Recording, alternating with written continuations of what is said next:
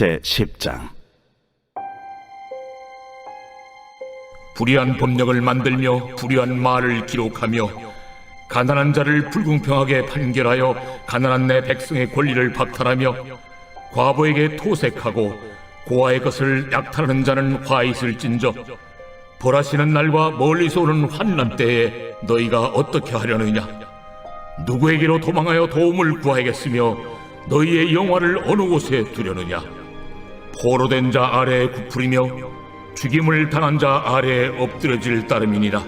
그럴지라도 여호와의 진노가 돌아서지 아니하며 그의 손이 여전히 펴져 있으리라. 아수르 사람은 화 있을진저, 그는 내 진노의 막대기요 그 손에 몽둥이는 내 분노라. 내가 그를 보내어 경건하지 아니한 나라를 치게 하며 내가 그에게 명령하여 나를 노하게 한 백성을 쳐서 탈취하며 노략하게 하며 또 그들을 길거리에 진흙같이 짓밟게 하려 하거니와, 그의 뜻은 이같지 아니하며 그의 마음의 생각도 이같지 아니하고 다만 그의 마음은 허다한 나라를 파괴하며 멸절하려 하는도다. 그가 이르기를, 내 고관들은 다 왕들이 아니냐? 갈루는 갈그미스와 같지 아니하며 하맛은 아르밧과 같지 아니하며 사마리아는 다메섹과 같지 아니하냐? 내 손이 이미 우상을 섬기는 나라들에 미쳤나니 그들이 조각한 신상들이 예루살렘과 사마리아의 신상들보다 뛰어났느니라. 내가 사마리아와 그의 우상들에게 행함같이 예루살렘과 그의 우상들에게 행하지 못하겠느냐? 그러므로 주께서 주의 일을 시온산과 예루살렘에 다 행하신 후에 아수르 왕의 완악한 마음의 열매와 높은 눈의 자랑을 벌하시리라. 그의 말에 나는 내 손의 힘과 내 지혜로 이 일을 행하였나니 나는 총명한 자라. 열국의 경계선을 걷어주었고 그들의 재물을 약탈하였으며 또 용감한 자처럼 위에 거주한 자들을 낮추었으며 내 손으로 열국의 재물을 얻은 것은 새의 보금자리를 얻음 같고 온 세계를 얻은 것은 내버린 알을 주움 같았으나 날개를 치거나 입을 벌리거나 지저귀는 것이 하나도 없었다. 도끼가 어찌 찍는 자에게 스스로 자랑하겠으며 톱이 어찌 켜는 자에게 스스로 큰 채 하겠느냐? 이는 막대기가 자기를 드는 자를 움직이려 하며 몽둥이가 나무 아닌 사람을 들려 함과 같음이로다. 그러므로 주 만군의 여호와께서 살진 자를 파리하게 하시며 그의 영화 아래에 불이 붙는 것 같이 맹렬히 타게 하실 것이라. 이스라엘의 빛은 불이 되고 그의 거룩하신 이는 불꽃이 되실 것이니라. 하루 사이에 그의 가시와 찔레가 소멸되며 그의 숲과 기름진 밭의 영광이 전부 소멸되리니 병자가 점점 쇠약하여 감 같을 것이라. 그의 숲에 남은 나무의 수가 희소하여 아이라도 능히 계수할 수 있으리라. 그날에 이스라엘의 남은 자와 야곱 족속의 피난한 자들이 다시는 자기를 친 자를 의지하지 아니하고 이스라엘의 거룩하시니 여호와를 진실하게 의지하리니 남은 자 곧 야곱의 남은 자가 능하신 하나님께로 돌아올 것이라.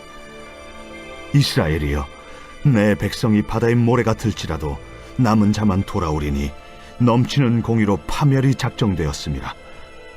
이미 작정된 파멸을 주 만군의 여호와께서 온 세계 중에 끝까지 행하시리라. 그러므로 주 만군의 여호와께서 이르시되, 시온에 거주하는 내 백성들아, 아수르가 애굽이 한 것처럼 막대기로 너를 때리며 몽둥이를 들어 너를 칠지라도 그를 두려워하지 말라. 내가 오래지 아니하여 네게는 분을 그치고 그들은 내 진노로 멸하리라. 만군의 여호와께서 채찍을 들어 그를 치시되 오레 바위에서 미디안을 쳐 죽이신 것 같이 하실 것이며 막대기를 드시되 바다를 향하여 애굽에서 하신 것 같이 하실 것이라. 그날에 그의 무거운 짐이 내 어깨에서 떠나고 그의 멍에가 내 목에서 벗어지되 기름진 까닭의 멍에가 부러지리라. 그가 아야스에 이르러 미그론을 지나 믹마스에 그의 장비를 두고 산을 넘어 게바에서 유숙하매 라마는 떨고 사울의 기부하는 도망하도다. 딸 갈림아, 큰 소리로 외칠지어다. 라이사야, 자세히 들을지어다. 가련하다, 너 아나도시여. 만메나는 피난하며 게빔 주민은 도망하도다. 아직 이날에 그가 노베서 쉬고 딸 시온산 곧 예루살렘 산을 향하여 그 손을 흔들리로다. 보라, 주 만군의 여호와께서 혁혁한 위력으로 그 가지를 꺾으시리니 그 장대한 자가 찍힐 것이요 그 높은 자가 낮아질 것이며 쇠로 그 빽빽한 숲을 베시리니 레바논이 권능 있는 자에게 배임을 당하리라.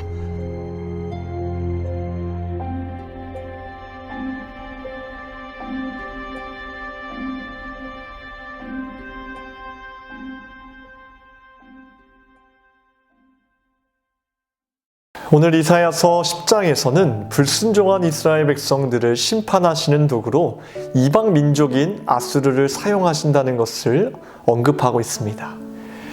그렇다면 하나님께서 아수르를 들어 이스라엘 백성들을 심판하신 정확한 이유는 무엇일까요? 이스라엘 백성들에게 고통을 주고 그들을 괴롭게 하기 위해서일까요? 아니면 아수르의 유익을 위해 그들의 침략을 조장하신 것일까요? 세상 사람들은 이에 대해 분명 이렇게 반박할 것입니다. 어떻게 선하신 하나님께서 자기 자녀들에게 고통을 주십니까? 라고 말입니다. 여러분들은 이에 대해 어떻게 반박하시겠습니까? 첫째, 하나님은 선하시기 때문에 고통을 주지 않으신다를 한번 생각해 봅시다. 먼저 우리가 생각하는 선함과 하나님께서 생각하는 선함에는 차이가 있다는 것을 알아야 합니다. 물론 이 부분에 대해서 온전히 이해할 수 있는 사람은 단 한 명도 없을 것입니다. 제가 생각할 때 인간이 생각하는 선함은 기껏해야 자기의 마음에 드는 세상, 내 입맛에 맞는 환경의 가능성이 크다고 생각합니다. 그러나 하나님의 선함은 단 한 가지입니다. 우리들의 유익 또는 우리들의 복을 위한 가장 이상적인 헌신일 것입니다. 인간은 하나님의 선함에 대해 그리고 그분의 사랑에 대해 지독히도 이해하지 못하면서 그리고 늘 이 선함과 사랑을 자신의 욕망과 혼동하기 때문에 이런 딜레마에 빠지는 것 같습니다. 정말 고통을 안 주셔야만이 하나님이 선하다고 이야기할 수 있을까요? 둘째, 고통은 정말 궁극의 악일까요? 여러분, 고통 자체는 전혀 악하지 않습니다. 그냥 우리가 싫어할 뿐입니다. 내가 데친 양배추를 싫어한다고 해서 양배추 자체에 문제가 있는 것은 전혀 아닙니다. 제가 어떤 특정한 사람을 싫어하고 그 사람도 저를 싫어한다고 해서 그렇다고 둘 중 어느 쪽이 더 도덕적이고 덜 도덕적이라고 이야기할 수는 없을 것입니다. 그냥 싫은 것입니다. 마찬가지로 내가 고통을 싫어한다고 해서 고통이 나쁘거나 악한 것은 전혀 아닙니다. 그런데도 만약 어떤 사람이 자기가 싫다고 해서 무조건 나쁜 거야, 틀린 거야 라고 말한다면 바로 그 사람이 문제일 것입니다. 그러면 고통, 고난 자체는 악이 아닙니다. 그렇다면 고통은 과연 좋은 결과를 낳을 수 있을까 하는 것을 생각해 봐야 합니다. 물론입니다. 고통은 인간의 삶을 가능하게 합니다. 제레미 벤담이 쓴 도덕과 입법의 원리 소설이라는 책의 첫머리에 이런 글이 있습니다. 자연은 인류를 두 절대군주 아래에 두었으니 곧 고통과 쾌락이다. 오직 그 둘이 우리가 꼭 해야 할 일을 지적해 줄 뿐 아니라 우리에게 이를 정하여 시킨다. 옳고 그름의 기준이나 사안의 인과관계도 그 둘의 권자에 묶여 있다.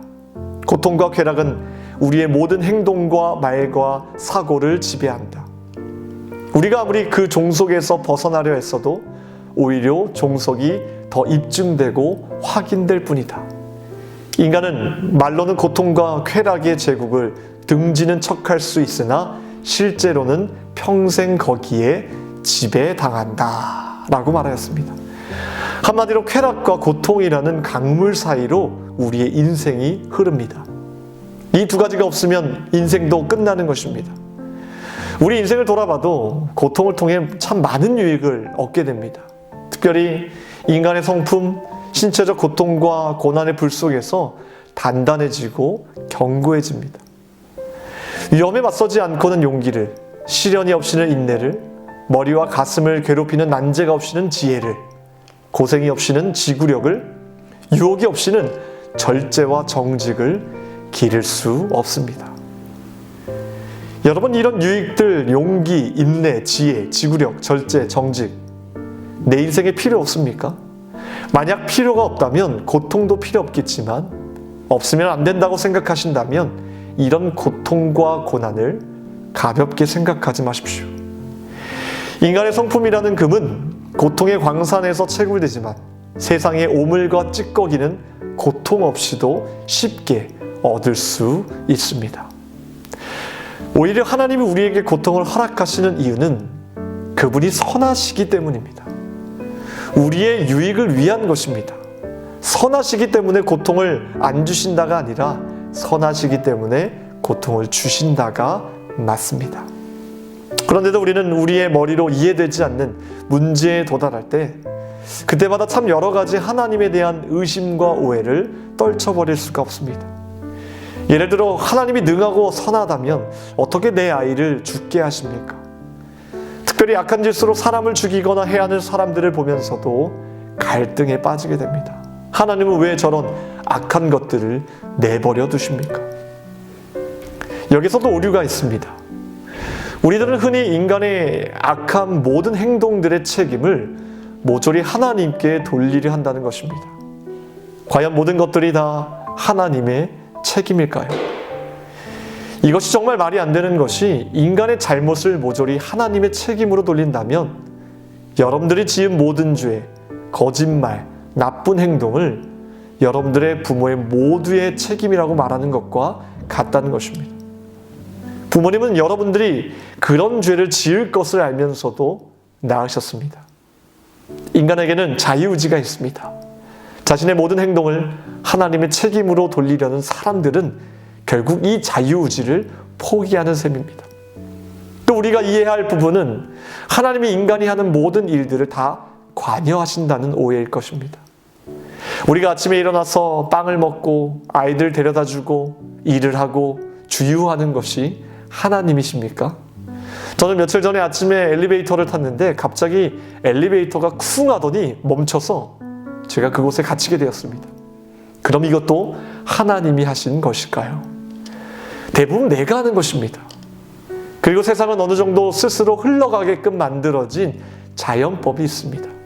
그것을 통해 자연스럽게 흘러가게 되어 있습니다. 물론 이 안에도 하나님의 이끄심과 그분의 목적에 맞게 돌아가게 되어 있습니다. 그럼에도 인간이 선택한 죄의 결과들, 비참한 결과들도 동시에 존재합니다. 모든 것이 하나님의 책임이다. 이 말은 말이 안 되는 것입니다. 우리는 이처럼 세상의 논리 앞에서도 흔들리지 말아야 합니다. 오히려 하나님의 말씀으로 무장하여 이에 대해 반박해야 하고 우리의 믿음을 더욱 굳건하게 세워가야 합니다. 물론 고난과 고통에 대한 문제는 쉬운 문제는 아닙니다. 우리도 때론 흔들릴 수 있습니다. 하지만 염려하지 마십시오. 여러분들이 완전히 넘어지도록 놔두지 않으실 분이 우리 하나님이시기 때문입니다. 오늘 말씀의 후반부에서도 이런 결론의 말씀이 언급되어 있습니다. 반드시 그들 중에 남은 자가 있으리라. 다시 말해 불순종하는 백성에 대한 심판에도 불구하고 그들은 완전히 파괴되지 않는다는 것입니다. 하나님은 주께로 다시 돌아오는 자들을 통해 다시 그 구원의 여정을 이어나가신다는 겁니다. 우리도 이러한 소망을 붙잡고 다시 하나님께로 나아가시기를 간절히 간구하겠습니다. 기도하겠습니다.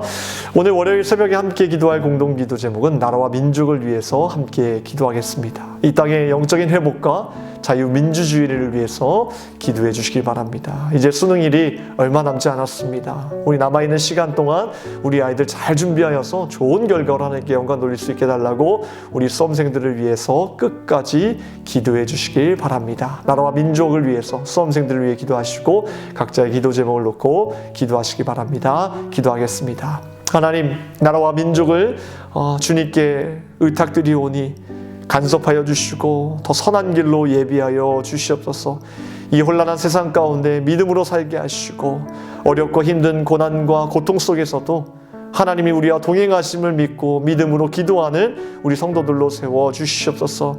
하나님, 수능일이 얼마 남지 않았습니다. 우리 수험생들에게 남다른 지혜와 명철을 더하여 주시고 건강을 허락하여 주셔서 좋은 성적으로 하나님께 영광 돌릴 수 있도록 도와주시옵소서. 세우신 주의 사자 목사님 늘 강건하게 붙들어 주시며 하나님 선포하시는 말씀마다 힘과 능력과 지혜의 역사를 이루어 주시옵소서. 정말 하나님의 선하심을 우리가 날마다 이해하기를 원합니다.